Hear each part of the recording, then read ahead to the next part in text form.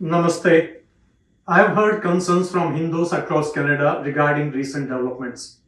As a Hindu member of parliament, I too have experienced these concerns firsthand. Last week, I could safely participate in a Hindu event in Edmonton only under the protection of RCMP officers as a group of Khalistani protesters staged a disruptive demonstration against me. In Canada, we have long recognized the serious problems of Khalistani violent extremism. Let me be clear, any actions or involvement by foreign state actors within Canada in any form are unacceptable. As Canadians, we do not wish for Canada to interfere in the domestic affairs of other countries.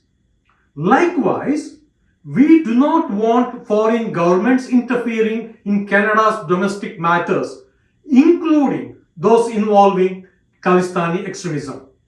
This is a Canadian problem, and it is a duty of all levels of our government and our law enforcement agencies to address it. At Monday's press conference, RCMP Assistant Commissioner Brigade Govin confirmed that the National Task Force is focused on investigating Khalistani violent extremism among other threats. We know that extremism and terrorism don't recognize and are not limited to national borders. On Canadian Khalistani violent extremism, as Canadians, we expect our federal government and its agencies to collaborate with other affected countries to protect our citizens. RCMP Commissioner Michael Dumais stated at the same press conference, quote, "There's a violent extremist threat in Canada that Canada and India have been working on over the years," unquote.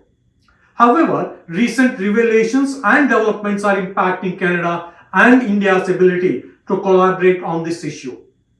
It is critical that we all recognize the importance of eliminating cross-border threats posed by Khalistani extremism and resume our efforts to address it effectively.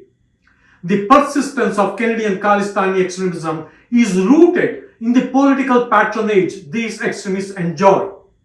As Andrew Coyne wrote in the Global Mail on September 22 or 2023 about Canadian politicians, quote, "Attending rallies where terrorists were glorified and terrorist attacks praised. Political leaders in this country of all countries should not be encouraging separatist movement in others, especially those that advocate or engage in violence," unquote. Unfortunately, I am yet to hear any politician or government official offer reassurance to Hindu Canadians, many of whom feel concerned and fearful for their safety in the light of recent events. To my fellow Hindu Canadians, we are one of the most educated and trusted communities in this country, contributing greatly to Canada's progress. Yet, our low profile is often mistaken for weakness by politicians. I pledge to do my best to advocate on your behalf. However, my efforts alone are not enough. The only way to have our concerns addressed is for Hindu Canadians to raise their voices and hold all politicians accountable. Together, we must ensure that our safety and interests are protected. Dhanyavad.